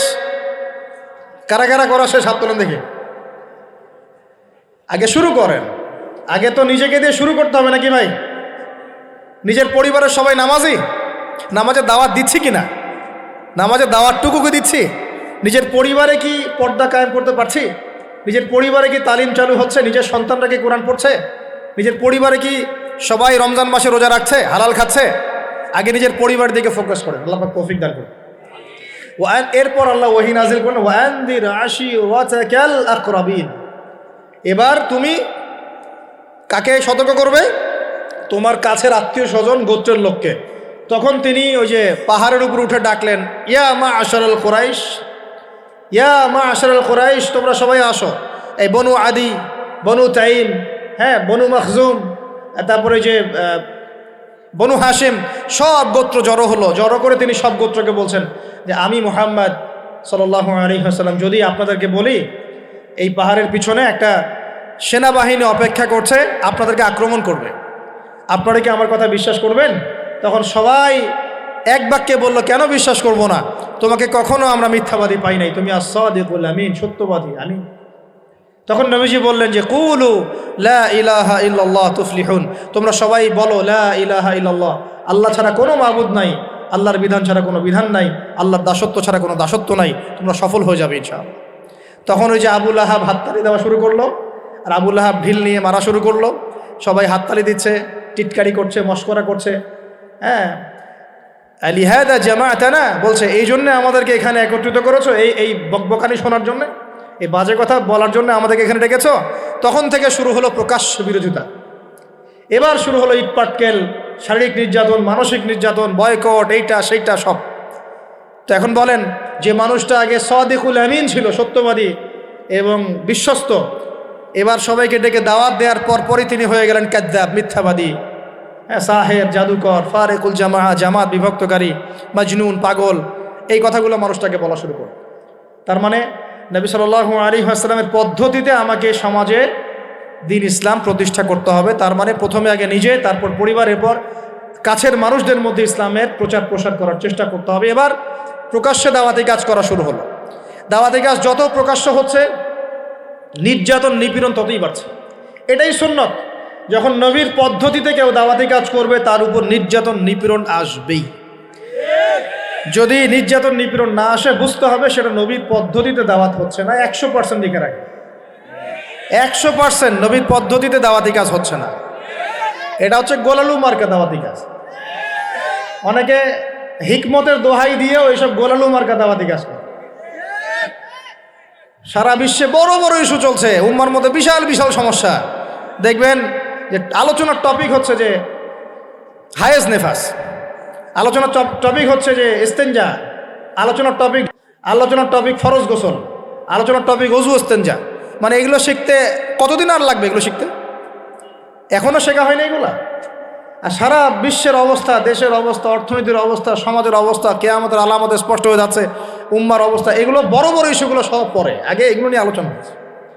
তো এগুলো কি আসলে নবীর পদ্ধতিতে দাওয়াতি কাজ হচ্ছে? আল্লাহ পাক আমাদেরকে বোঝার তৌফিক দান করুন।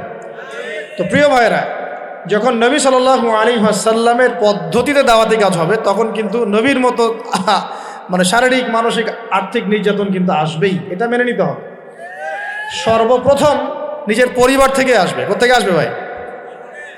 সর্বপ্রথম আসবে নিজের পরিবার থেকে। মনে রাখবেন, পরিবার থেকেই সর্বপ্রথম বাধা আপনাকে পেতে হবে যদি আপনি দিনের পথে চলতে চান। কারণ এখনকার সমাজের বেশিরভাগ পরিবার ইসলামিক পরিবার নয়। কোনো কোনো সময় পারিবারিক সাপোর্টের অভাবে দিনদার অনেক মানুষও দেখা যায় ট্র্যাক থেকে বিচ্যুত হয়ে যায়, এমন হয় না? পারিবারিক সাপোর্ট একটা বড় জিনিস। আমাদের নবী সাল্লাল্লাহু আলাইহি ওয়াসাল্লামকে চতুর্দিক থেকে মানুষ আক্রমণ করলেও পরিবারে তার স্ত্রী খাদিজা রাদিয়াল্লাহু আনহা তাকে বুকে আগলে রেখেছিলেন। এটা অনেক বড় একটা মানে প্রশান্তির জায়গা, যে সমাজের মানুষ আপনার এগেনস্টে কাজ করছে কিন্তু পরিবারে গিয়ে আপনার স্ত্রী আপনার কাছে, আপনার অনুভব তাকে, সে আপনাকে বুস্ট আপ করছে, আপনাকে উৎসাহ দিচ্ছে, আত্মবিশ্বাস দিচ্ছে, আপনি কিন্তু আবার পথ চলতে পারবেন ইনশাআল্লাহ। এই জন্য আমি বারবার বলি যে বিয়ে যদি করতেই হয় তাহলে দিনদার একজন নেককার মেয়েকে বিয়ে করেন, খাদিজা রাদিয়াল্লাহু আনহার মতো একটা মেয়েকে বিয়ে করেন। আর যদি ওই যে দিনদার ক্যাটরিনা খুঁজতে যান তাহলে সারা জীবন ওই পস্তাইতে হবে আর কি। আল্লাহ বোঝার তৌফিক দান করুন। দিনদারিতা দেখে বিয়ে শাদী করে। চাচা আবু তালেব তিনি কিন্তু মুসলিম নন, অমুসলিম হয়েও তাকে পারিবারিকভাবে সাপোর্ট দিচ্ছেন। পারিবারিকভাবে সাপোর্ট তো অনেক ইম্পর্টেন্ট। আর যখন পরিবার থেকে সাপোর্ট থাকে না তখন মানুষ কিন্তু ট্র্যাক থেকে সরে যায়। যাই হোক, গভীরে যাই না। নবী সাল্লাল্লাহু আলাইহি ওয়াসাল্লাম যখন দাওয়াতি মিশন শুরু করলেন, ইসলামের সমাজ প্রতিষ্ঠার চেষ্টা করতে লাগলেন, তখন এই পারিবারিক বাধা, আত্মীয়দের মধ্য থেকে বাধা, সামাজিক বাধা আসতে লাগলো। এক পর্যায়ে হিজরত করতে হয়েছে আবিসিনিয়ায়, তারপর তায়েফ, তারপরে গিয়ে মদিনায়। এখন মদিনায় আলহামদুলিল্লাহ আল্লাহ রাব্বুল আলামিন দিনটাকে প্রতিষ্ঠা করলেন এবং সেখানে নবীকে শক্তিশালী করলেন, সাহাবীরা শক্তিশালী হলেন, আস্তে আস্তে গাজওয়াগুলো হলো, সারিয়াগুলো হলো। এক পর্যায়ে উইদিন 8 থেকে 10 বছরের মধ্যে যে নিঃস্ব হাতে মক্কা থেকে তারা গেলেন মদিনায়, সেই মক্কাই তারা জয় করলেন বিনা বাধায়, বলা যায় অলমোস্ট বিনা বাধায়। প্রায় লক্ষাধিক সৈন্য, লক্ষাধিক সাহাবীদেরকে নিয়ে পুরো মক্কায় জাজিরাতুল আরবের মধ্যে দিন প্রতিষ্ঠা হয়ে গেল। বলো কি না? কত বছর সময় লাগছে ভাই বলেন? 23 বছর। আর রাহিকুল মাখতুম বইটা পড়েন তাহলে আপনি ধাপগুলো বুঝতে পারবেন কিভাবে হয়েছে। আমি পয়েন্ট আউট করছি যে কোন কোন পয়েন্টের দিকে তারা বেশি ফোকাস করেছে, কোন কোন কাজগুলো তারা বেশি করেছেন, এবং যুবকদেরকে দিয়েই কাজগুলো করানো হয়েছে। এবং এই কাজগুলো যদি আজকেও বাংলার যুব সমাজ করতে পারে, ইনশাআল্লাহ 23 বছর লাগবে না আমাদের, ইনশাআল্লাহ 23 বছর লাগবে না ইনশাআল্লাহ। কারণ আল্লাহ পাক তো তার নবীর মাধ্যমে জানিয়েছেন যে আখিরুজ জামানে আস্তে আস্তে কি হতে যাচ্ছে সামনে। আগে তো এটা জানা ছিল না যে তখন কি হবে। এখন তো আমরা জানি যে সামনে কি হতে যাচ্ছে। আমরা তো জানি যে ইসলাম কায়েম হচ্ছে সামনে ইনশাআল্লাহ, এটা লিখা হয়ে গেছে। তো আপনি হতাশ হচ্ছেন কেন? আমরা এখানে যারা বসে আছি, আমরা কেউ যদি বেঁচেও না থাকি, আল্লাহ না করুক, তারপরও দিন কায়েম হবে। বাংলাদেশে এখন যত আলেম ওলামা আছে না, সবাই যদি মারা যায় তাও দিন কায়েম হবে। বিশ্বে এখন যত বড় বড় জালেমরা আছে, এর সাথে আরো 10 গুণ জালেম যদি বৃদ্ধি করা হয় এবং ওদেরকে আরো 10 গুণ শক্তিশালী করা হয়, তাও এদের পতন ঘটবে। হ্যাঁ, যত জালেম আছে সারা বিশ্বে, এর সাথে আরো 10 গুণ যদি বৃদ্ধি করা হয়, এদেরকে আরো বেশি বেশি মারণাস্ত্র দেওয়া হয়, ক্ষমতা দেওয়া হয়, তবুও এদের পতন ঘটবে।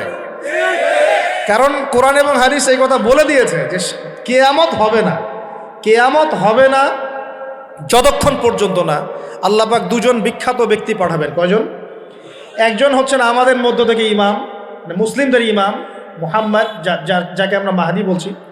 আর একজন হচ্ছেন একজন নবী যার হাতে সভ্যতা শেষ হবে, যার নাম হচ্ছে নবী ঈসা আলাইহিস সালাম, যিনি সত্যিকারের মাসিহ।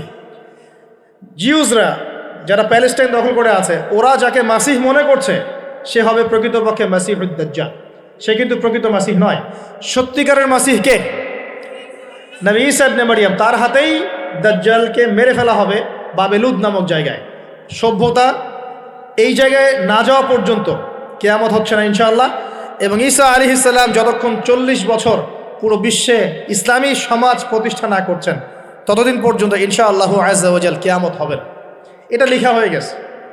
শুধু তাই না, ঈসা আলাইহিস সালামের যুগটা শেষ হওয়ার পরে আবার এমন একটা যুগ আসবে, যে যুগটা হবে পৃথিবীতে সবচেয়ে নোংরা জঘন্য যুগ। এখন আমরা যে যুগটা পার করছি না, এটা পৃথিবীর সবচেয়ে নোংরা যুগ নয়। এটা পৃথিবীর সবচেয়ে নোংরা যুগ নয়। যে যুগে আপনি দেখছেন সবাই সুদ খায়, মোটামুটি সবাই এই যে ফ্রি মিক্সিং, পরকিয়া, হ্যাঁ জেনা, গান বাজনা, নর্তকী চলছে না সারা সমাজ জুড়ে। মনে হচ্ছে এটাই মনে হয় সবচেয়ে খারাপ যুগ, তাই মনে হয় না অনেকে? এটা সবচেয়ে খারাপ যুগ নয়, যদিও এই যুগের মধ্যে হাজারটা খারাপই আছে। সবচেয়ে খারাপ যুগ আসবে ঈসা আলাইহিস ইসলামের 40 বছর শাসনের পরের যুগটা।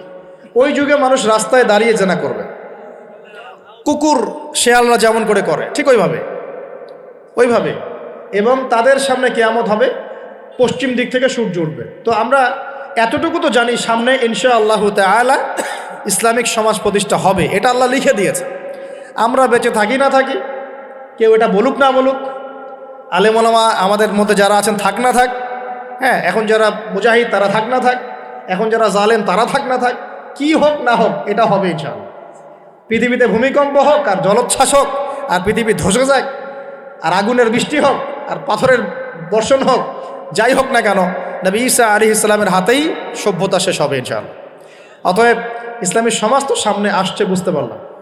এখন আমার মানে ফাইন্ড আউট করা পয়েন্টগুলো হচ্ছে এই কয়েকটা পয়েন্ট, 10টা পয়েন্ট বলছি। এক, নবী সাল্লাল্লাহু আলাইহি ওয়াসাল্লাম সাহাবীগণ, স্পেশালি যুবক সাহাবীগণ, সাহাবীদের মধ্যে বেশিরভাগই যুবক ছিলেন, যুবকরা আপনারা ভালো করে বোঝার চেষ্টা করেন, তারা ইসলামী সমাজ প্রতিষ্ঠার জন্য প্রথমত নিজের আগে জ্ঞান চর্চা করেছে।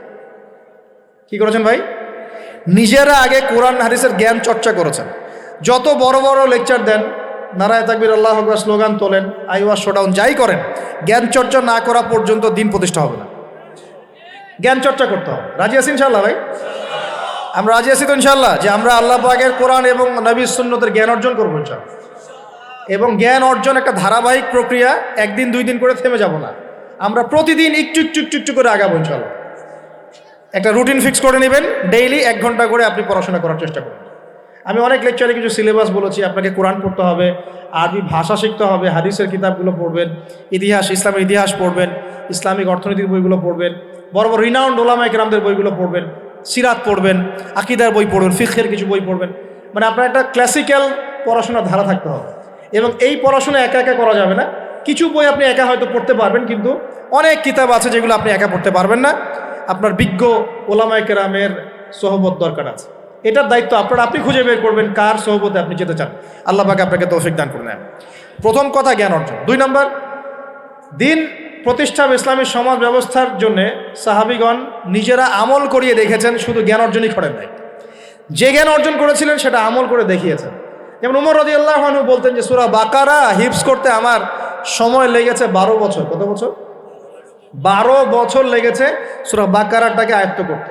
কারণ সাহাবীরা যতক্ষণ পর্যন্ত 10টা আয়াত লেসন নিয়েছেন, 10টা আয়াতের উপর আমল না করা পর্যন্ত নতুন করে দার্স নিতেন না। বুঝতে পারছেন না? মনে করেন আপনি সূরা মাউন শিখেছেন, মাউন আর আইতাল্লাযী ইউকাযযিবু বিদ্দিন, এই সূরা আপনি শিখেছেন। সাহাবীদের সুন্নত ছিল কি, এই সূরাটার উপর তারা আমল না করা পর্যন্ত নতুন লেসন নিতেন না, এভাবে তারা আমল করতেন। আমরা কি এমন করে আমল করি? আমরা যত পারি আগে তথ্য ইনস্টল করতে থাকি। আমাদের জ্ঞান চর্চাটা হচ্ছে তথ্য ইনস্টল করার মতো।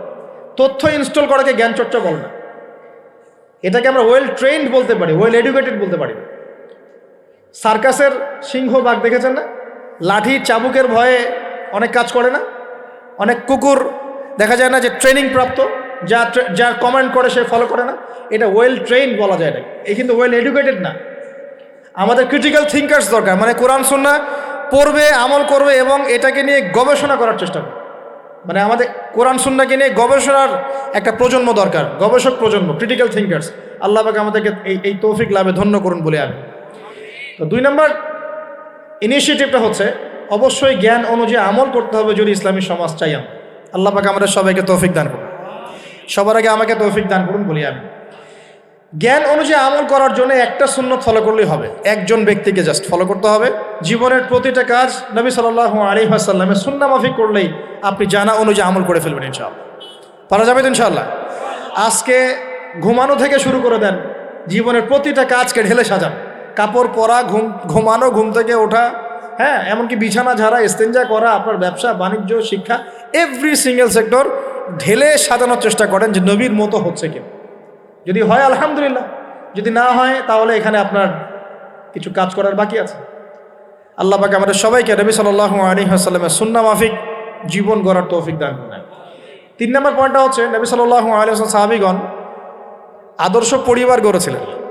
কি করেছেন ভাই? কারণ পরিবার হচ্ছে একটা সমাজের গঠন একক। আপনি সমাজ নিয়ে কথা বলছেন, তাহলে আগে পরিবার ঠিক করতে হবে বা ঠিক করার চেষ্টা করতে হবে। আমি এটা জানি যে একটা পরিবারের সব সদস্য হয়তো নামাজি নাও হতে পারে। নূহ আলাইহিস সালামের স্ত্রী যখন ঈমান নিয়ে আসে নাই, লূত আলাইহিস সালামের স্ত্রী যখন ঈমান নিয়ে আসে নাই, আদম আলাইহিস সালামের সন্তান কাবিল যখন জাহান্নামে যাচ্ছে, আবার ফেরাউনের ঘর থেকে যেমন আসিয়া জান্নাতে যাচ্ছে, তার মানে পরিবারের সবাই যে একরকম হবে নট নেসেসারি। কিন্তু অ্যাজ এ পরিবারের কর্তা, আপনি পরিবারের guardian, as a guardian of family, আপনাকে আপনার রেসপন্সিবিলিটি তো পালন করতে হবে নাকি? পরিবারের আপনার দায়িত্ব নাই? পর্দা প্রতিষ্ঠা করার দায়িত্ব কার?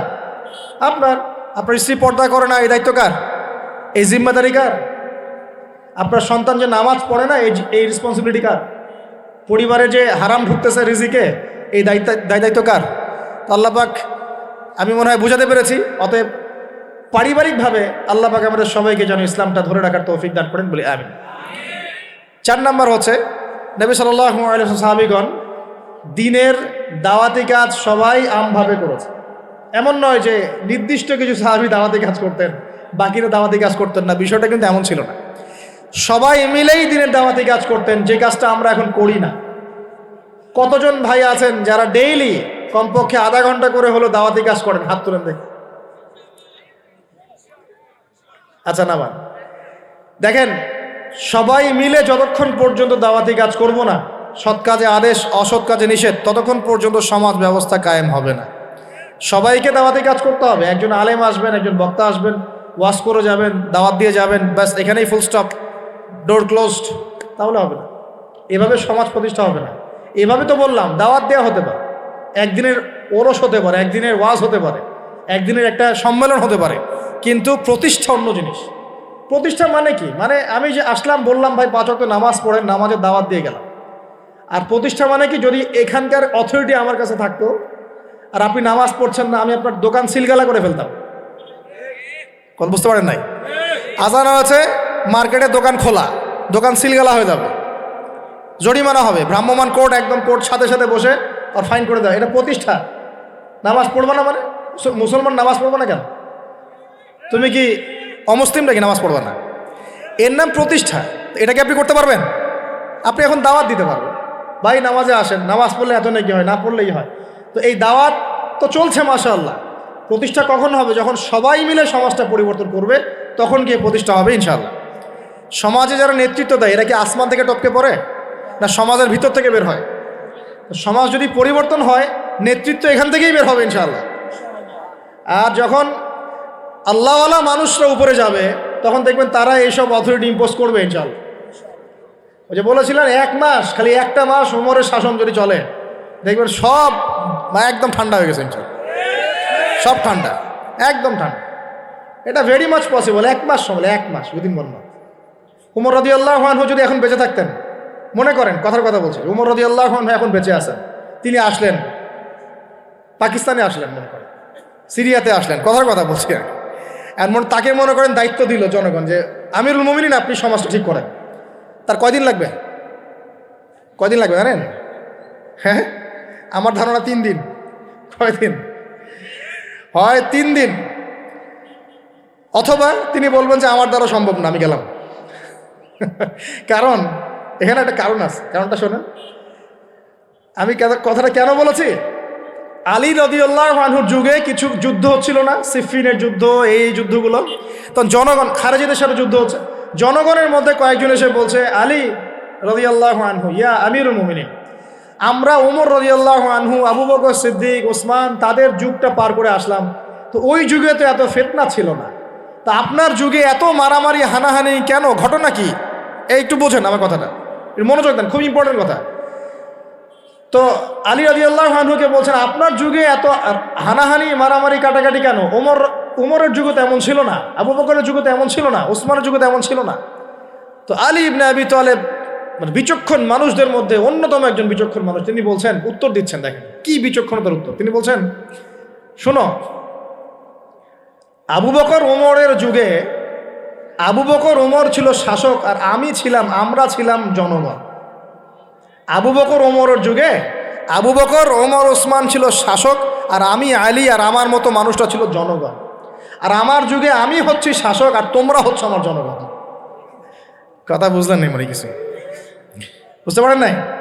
মানে আলী রাদিয়াল্লাহু আনহুর যুগে যে জনগণরা আছে তারা আবু বকর, ওমর রাদিয়াল্লাহু আনহুর যুগের জনগণের মতো নন। এই কারণে আলী রাদিয়াল্লাহু আনহুর সমস্যা ফেস করতে হচ্ছে। তো এটাই বলছিলাম, যখন জনগণ সবাই বলছে আমি সুদ খাবো, সবাই বলছে যে পর্নোগ্রাফি দেওয়া হোক, মদ চলুক, বেপরদামি চলুক, হ্যাঁ জুয়া চলুক, আর আমি বেচারা একা একা বসে যদি বলি না এগুলো সব হারাম, তা আমাকে তো পিঠা এখান থেকে সরাই দিবে মানুষ, তাই না বিষয়টা? তার মানে সমাজের মানুষকে পরিবর্তন করতে হবে, আল্লাহ পাকে এটা বোঝার তৌফিক। মানুষ যখন পরিবর্তন হবে ইনশাআল্লাহ, তখন দেখবেন এখান থেকেই যোগ্য নেতৃত্ব উঠে আসবে।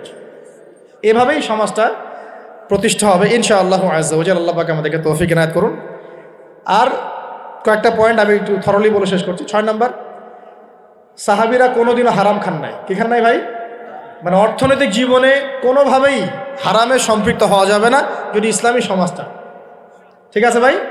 7 নম্বর, অনইসলামিক কোনো সংস্কৃতির আশপাশেও যাওয়া যাবে না। ইসলামী সমাজ চান, অনইসলামিক সংস্কৃতি পরিপূর্ণভাবে বর্জন করতে হবে।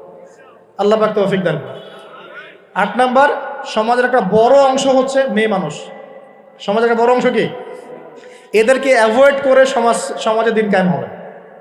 এই মেয়েদের মধ্যে দিনের দাওয়াতি কাজ বাড়াতে হবে এবং মেয়েদেরকে পর্দায় নিয়ে আসতে হবে। এই দায়িত্ব প্রত্যেক পরিবারের কর্তার। পরিবারের কর্তা ঠিক হয়ে যান, সমাজ ঠিক হয়ে যাবে ইনশাআল্লাহ। আপনার মেয়ে বেপর্দায় বের হতে পারবে না, বের হলে ভাত বন্ধ। আপনার স্ত্রী বেপর্দায় চলতে পারবে না, চললে ভাত বন্ধ। যদি বলে আমি বেপর্দায় চলবো, তোমার ভাত খাবো না, সুন্দর মতো বসে তালাক দিয়ে রেখে দিবেন, যাও, ভাত খাওয়ার দরকার নাই, আমার ভাত খাওয়ার দরকার নাই। তোমার বেপর্দায় চলতে খুব ভালো লাগে, তো যাও চলো, সমস্যা কি? আপনি ঝগড়াঝাড়িতে যাবেন না, দাওয়াত দিবেন, নসিহত করবেন, ওয়াজ করবেন। যদি দেখেন বুঝাইতে বুঝাইতে বুঝাইতে বুঝাইতে কোনোই কাজ হচ্ছে না, ওই যে আসহাবুল কাহফের হেদায়েত আছে, ঠিক আছে বাবা তুমি তোমার রাস্তায় চলো, আমি আমার রাস্তায় আল্লাহর সাথে চললাম। ইব্রাহিম আলাইহিস সালাম কি বলছেন? ইন্নী যাহিবুন ইলা রাব্বি সায়াহদিন। মনের মধ্যে কত শূন্যতা দেখেন, তিনি বলছেন ইন্নী যাহিবুন ইলা রাব্বি সায়াহদিন। পরিবার তাড়িয়ে দিয়েছে, বাবা তাড়িয়ে দিয়েছে, সাথে কেউ নাই, কেউ নাই সাথে, একা। ইব্রাহিম আলাইহিস সালাম একা। আল্লাহ পাক বলছেন ইব্রাহিম একাই একটা উম্মত, ইব্রাহিম একাই একটা উম্মত। তিনি বলছেন আমি চললাম একাই আমার রবের পথে, তিনি আমাকে পথ দেখাবেন। এত বড় কথা। এই জন্যই তো ইব্রাহিম আলাইহিস সালামের এত সম্মান। নবীগণের পিতা তিনি, সমস্ত নবীগণের দেখা যায় পিতা তিনি, আবুল আম্বিয়া বলা হয়। কত চমৎকার বালাগাত দেখেন, ইন্নী যাহিবুন ইলা রাব্বি সায়াহদিন, আমি একাই চললাম আমার রবের পথে, তিনি আমাকে পথ দেখান। পাশে কেউ নাই, ভেঙে পড়বেন না, একাই চলবেন, কোনো সমস্যা নাই। তো এই যে বলছিলাম, পরিবারের লোক পরিবারে বুঝান, দাওয়াত দেন, সব ঠিক আছে। যদি দেখা যায় যে অনইসলামিক বিষয়ে চলতে ওদের খুব ভালো লাগে, ইসলামিক বিষয় মানতে খুবই আপত্তি, তখন আপনি আপনার রাস্তায় চলেন, তাকে তার রাস্তায় ছেড়ে দেন, ঝগড়া ছেড়ে দিতে পারেন। জ্ঞান কেচালা যায় না, বাবা তুই তোর রাস্তায় চল, আমি আমার রাস্তায় চল। তারপরে সন্তান। 9 নম্বর হচ্ছে আমাদের সমাজের একটা বড় অংশ হচ্ছে আমাদের এই যে ছোট ছোট বাচ্চা কাচ্চা সন্তান। আগামী প্রজন্মকে অবশ্যই ইসলামী শিক্ষায় শিক্ষিত করতে হবে, না হলে সমাজ কায়েম করা যাবে। এই দায়িত্ব এখন আপনাদের সবার। আমি শুরু পয়েন্টটা বলে গেলাম। আর সর্বশেষ 10 নম্বর পয়েন্টটা হচ্ছে এই যুব সমাজের চরিত্রটাকে পবিত্র রাখতে হবে। এটা এত গুরুত্ব দিয়ে কেন বললাম? কারণ যুবকরা হচ্ছে সমাজ পরিবর্তনের হাতিয়ার, এবং যুবকদের চরিত্র যদি একবার নষ্ট হয়ে যায়, পর্নোগ্রাফিতে আসক্ত হয়ে যায় বা মাদকে আসক্ত হয়ে যায় বা মেয়ের পিছনে যদি সময় নষ্ট করা শুরু করে, হ্যাঁ এই যে গুন্ডাগার্দি করে, এই যে পাবজি টাবজি ফ্রি ফায়ার হাবিজাবি এগুলোর মধ্যে ঢুকে পড়ে, ও ওর লক্ষ্য থেকে বিচ্যুত হয়ে যাবে। তখন এই সমাজটাকে দিয়ে আপনি আসলে কোনো কাজ নিতে পারবেন না। এই কারণে এদেরকে একটা আধ্যাত্মিক প্রশিক্ষণের মধ্যে নিয়ে আসতে হবে। নামাজ, তিলাওয়াত, জিকির, হ্যাঁ আলেম ওলামার সহবত, ধারাবাহিকতা রক্ষা করা, প্রয়োজনে ভালো কিছু সামাজিক কাজের মধ্যে তাদেরকে নিয়োজিত রেখে তাদের এই যৌবনটাকে আল্লাহর পথে কাটিয়ে দেওয়ার প্রয়াস নেয়ার চেষ্টা করতে হবে। আল্লাহ পাক আমাদের সবাইকে এই তৌফিক দান করুন, আমিন। আর যুবক ভাইদেরকে বলবো যে চরিত্রই সবচেয়ে ইম্পর্টেন্ট জিনিস আপনার। এখন এই জীবনটার চরিত্র যদি নষ্ট হয়ে যায়, আপনি কোনো অবস্থাতেই আল্লাহর কাছে পার পাবেন না। প্রিয় ভাইরা, চরিত্র হেফাজত করেন। আর কয়েকটা বিষয় আপনাদের, মাদক আল্লাহর রাস্তায় খায়েন না।